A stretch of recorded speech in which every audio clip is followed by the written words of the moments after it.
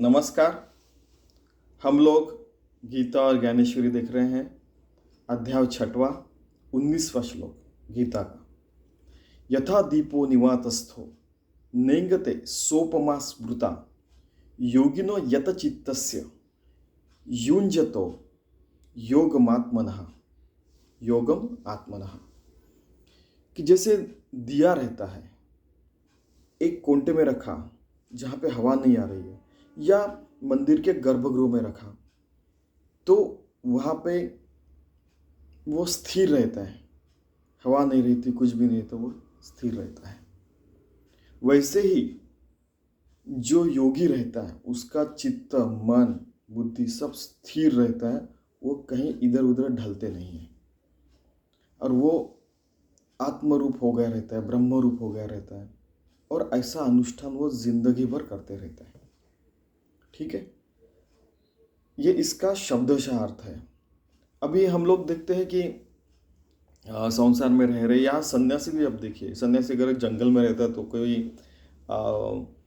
यानी पंछियों की आवाज़ आती है, कभी शेर की आवाज़ आती है, कभी बंदर आते हैं, कभी डियर्स, हिरन आते हैं फॉर जैसे। ठीक है, तो ये सारे लोगों के तो आवाज़ रहेंगी, या तो फिर वो बैठेंगे एक आधे पेड़ के नीचे, तो पीपल के पेड़ के नीचे एक एग्जाम्पल है, तो वो उनके पत्तों की आवाज़ आएगी। ये तो सारी चीज़ें चलती ही रहती है। संसार में रहेंगे तो बच्चा रो रहा है, कोई नीचे से सब्जी वाला आ रहा है, वो बोल रहा है कि सब्जी ले लो, है कि नहीं। या तो फिर बाजू में आ रहा है कोई, या तो घर में कुछ ना कुछ चलते ही रहता है। कभी स्त्रियाँ जैसे खाना पका रहे तो इसमें नमक डालना भूल गई फॉर एग्जाम्पल, ये सारी चीज़ें चलती रहती। या हम लोग जॉब में गए तो कभी साहब भड़क गए, कभी कस्टमर रहता है वो चिढ़ गया, ऐसे सारी चीज़ें चलते रहती। तो फिर खुद को स्थिर कैसे रखने का। एक बार क्या हो गया कि हम लोग जब नागपुर में रहते तो हम लोग ऐसे जा रहे थे एक जगह से, तो वहाँ पे प्रजापिता ब्रह्म कुमारी का बोर्ड दिखा कि हम लोग केवल 2% ही हमारे मन का, बुद्धि का उपयोग करते हैं। एक उनको उन्होंने लिखा था वहाँ पे। तो अगर 2% हम लोग यूज करते हैं अपने मन का और बुद्धि का, तो 98% रहता कहाँ पे। उस 98% को हम लोग भगवान को समर्पित कर दे अंदर में, तो पूरा 2% से अपना पूरा काम तो होते चलते ही रहेगा। इसके ऊपर प्रयास करना चाहिए। दूसरा कि ऐसा तो कभी हो ही नहीं सकता कि हम लोग आइडियल स्थिति में गर्भगृह में जैसे दिया रखा है वैसे हम लोग रहेंगे। ऐसा नहीं हो सकता। जिंदगी भर इतने सारी चीज़ें होते रहती है, बहुत सारे आघात आते रहते हैं। कभी खुद को कुछ हुआ, अपने आजू बाजू के लोगों को कुछ हुआ, या कभी कितनी सारी चीज़ें चलती रहती है आजकल। ठीक है, कभी बम्बई में रहे तो लोकल ही बंद हो गई, या कभी गाड़ी से जा रहे गाड़ी पंचर हो गई, बस से जा रहे तो बस का ये हो गया, गाड़ी का कभी ये हो गया वो हो गया, ये बहुत सारी चीज़ें चलती रहती है। अगर हम पढ़ाई करने वाले रहे तो कुछ ना कुछ हो ही जाता है कि विद्यार्थी रहे तो।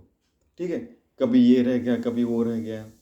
अगर हम लोग जॉब में रहे तो कभी ये काम रह गया, कभी ये रहा, कभी ज़्यादा काम करना पड़ता है, कभी कम काम करना पड़ता है। कम वाले तो रहता ही नहीं, क्योंकि बहुत जगह एक्सप्लॉयटेशन ही ज़्यादा है सच पूछा जाए तो। फिर भी वो सहना पड़ता है, वो बहुत सारी चीज़ें चलती रहती है। तो इसमें हम लोगों ने कैसे चित्त को एक रूप रखने का भगवान से अगर रहा तो हम लोग योगी कहलाएंगे। और इसी की तरफ हमें ध्यान देना चाहिए कि यार ये इतनी सारी चीज़ें चलते रहती है तो भी वो आदमी कैसा शांत रहता है, हमने देखा है। फिर दूसरा उदाहरण वो राधा कृष्ण जी का देते कि गांधी जी चले गए तो वो 4-5 मिनट ऐसे रोए थे। फिर वो तो समकालीन थे, वो अंडरस्टैंडिंग था एक दूसरे में, वो दूसरे को गाली देने के लिए कुछ बोलते नहीं थे, उनका अंडरस्टैंडिंग था। मैंने कई बार बताया कि मेरे नाना जी जो थे वो नेताजी सुभाष चंद्र बोस के पास गए, इनके पास गए, उनके पास गए, वैसे वो हेड मास्टर थे स्कूल के। तो इन सब का अंडरस्टैंडिंग था, एक दूसरे से झगड़ते नहीं थे। चाहे नेताजी सुभाष चंद्र बोस रहो, नेहरू रहो, गांधी जी रहो, सरदार वल्लभ भाई पटेल रहो, ये सारे लोग। फिर वो अपने डॉक्टर हेडगेवार रहो संघ वाले, या फिर वो बहुत सारे लोग आप देखिए, वो उनका कहना था कि आप अपना अपना काम बराबर कीजिए। देखिए ना कि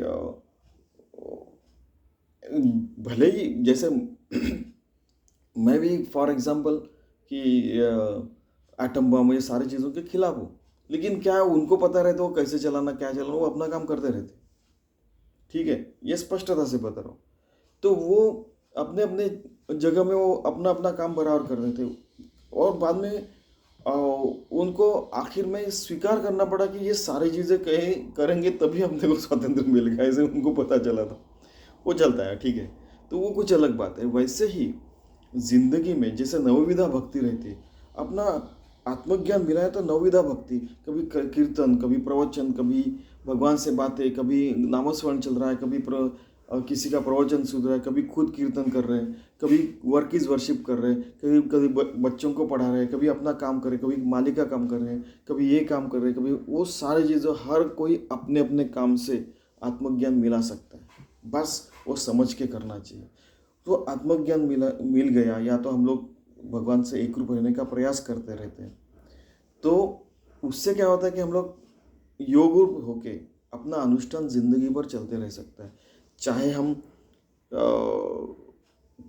किचन अपने खाना पकाते रहो या अपना ऑफिस का काम करते रहो, कुछ भी गाड़ी चलाते समय भी हम लोग भगवान से एक रूप होकर गाड़ी चला सकते हैं, क्योंकि वो गाड़ी चलाना, बैलेंस करना वो रहता है ना, साइकिल चलाना पैडल मार के या गाड़ी चला रहा है, ये भी काम भगवान का ही काम समझ के कर सकते हैं। हो सकता है, क्यों नहीं हो सकता है। इतने सारे हजारों करोड़ों लोग गाड़ियाँ चलाते हैं, ट्रक चलाते हैं, उन्होंने भगवान का काम समझ के काम किया कि आज मैं पहुंचाऊंगा, तो यानी वो मुझे दिया गया काम है, ऐसा वो ट्रक वाला कहता है कि मैं भगवान का काम कर रहा हूँ।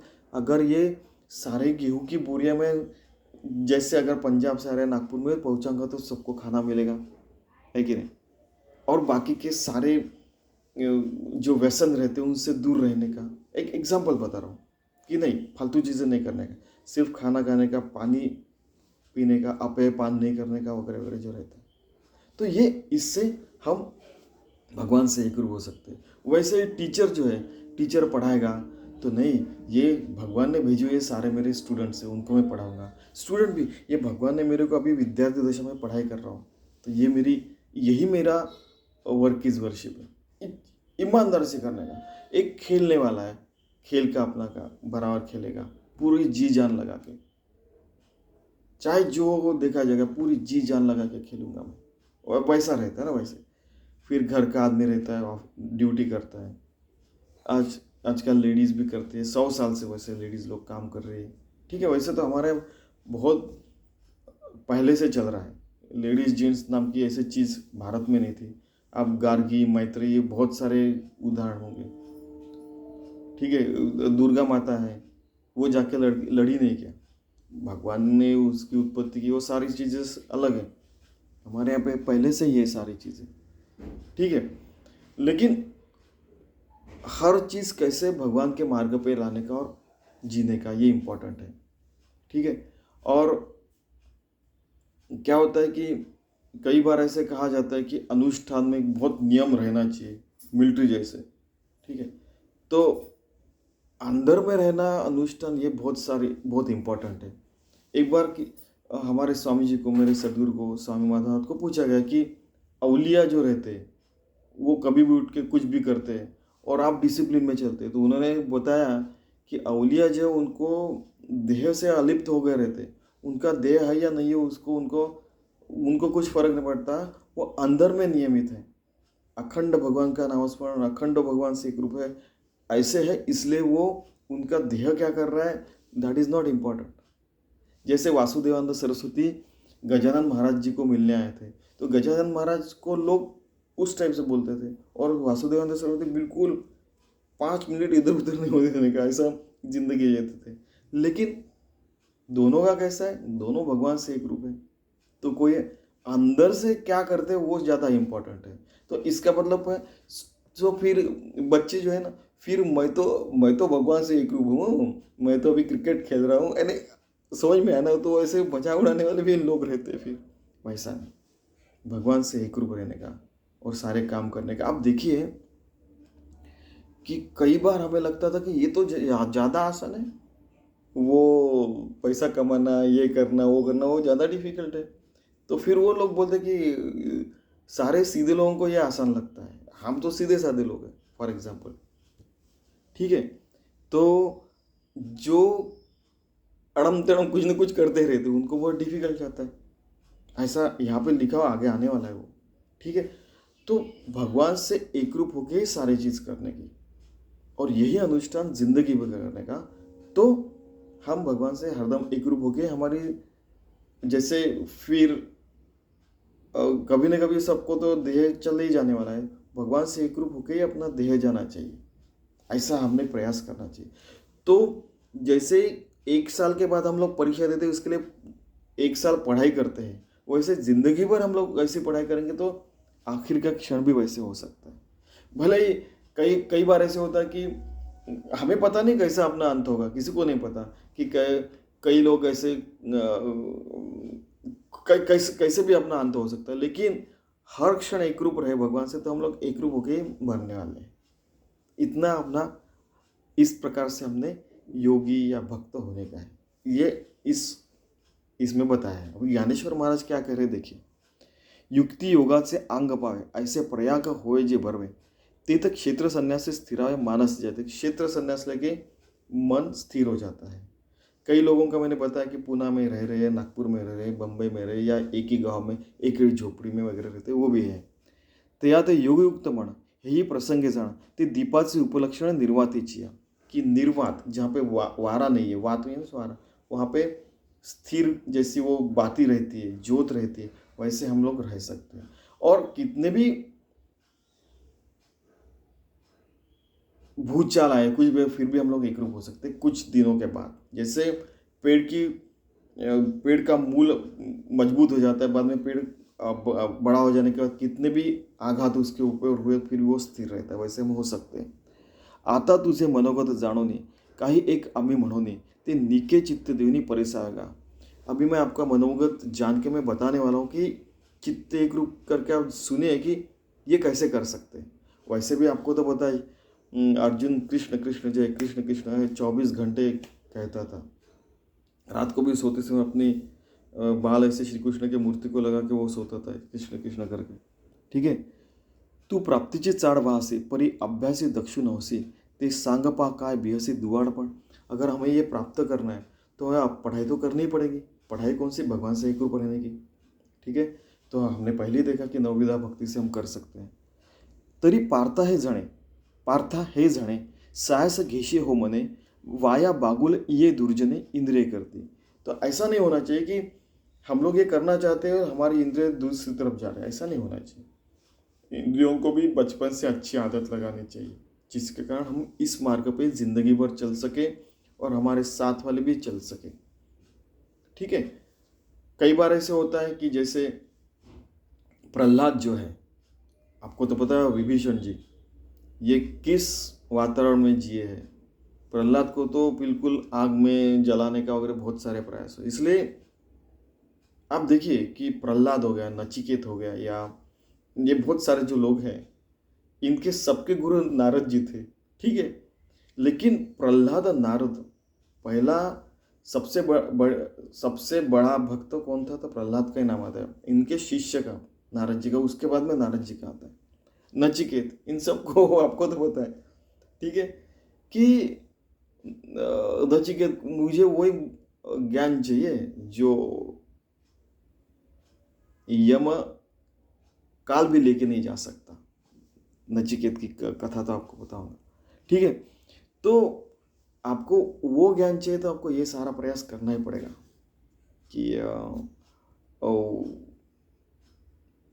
नहीं तो क्या हो गया कि हम लोग भगवान से एकरूप नहीं हो सकते, हम योगी भक्त नहीं बन सकते। ठीक है, तो ये समझ के करना चाहिए, बस इतना इनका कहना है।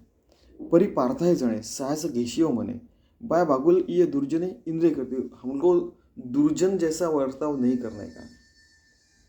सज्जन, सत यानी भगवान से, दुर्जन मीन्स भगवान से दूर जाना, सतजन जन, भगवान से एकरूप होना।